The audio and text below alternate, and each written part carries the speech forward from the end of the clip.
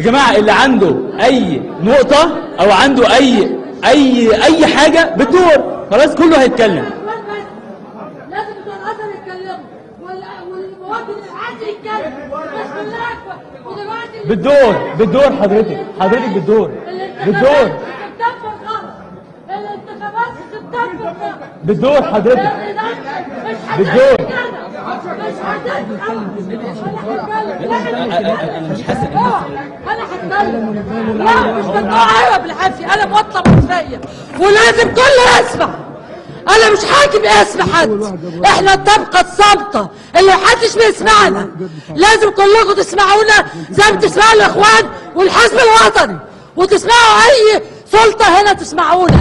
احنا المواطنين بتاعه الحياه اليوميه اللي حياتنا ضايعه بسبب الصراعات على الحكم. كله جاي طمعان في الحكم.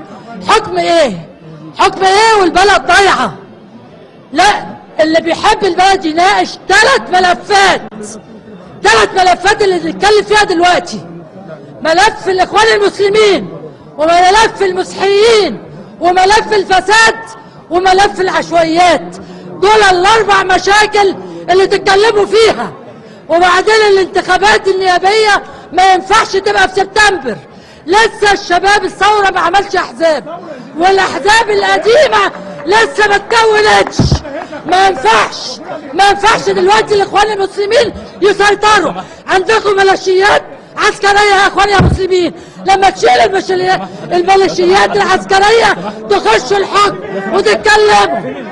انا مواطنه مصريه مش تابع حد، بكره. ولازم الفساد يتحاكم، لازم حسني مبارك يتحاكم محاكمه عسكريه، ولازم حبيب العدل يتحاكم محاكمه عسكريه. هي كده، انا مواطنه مصريه. الازهر لازم يتحرك.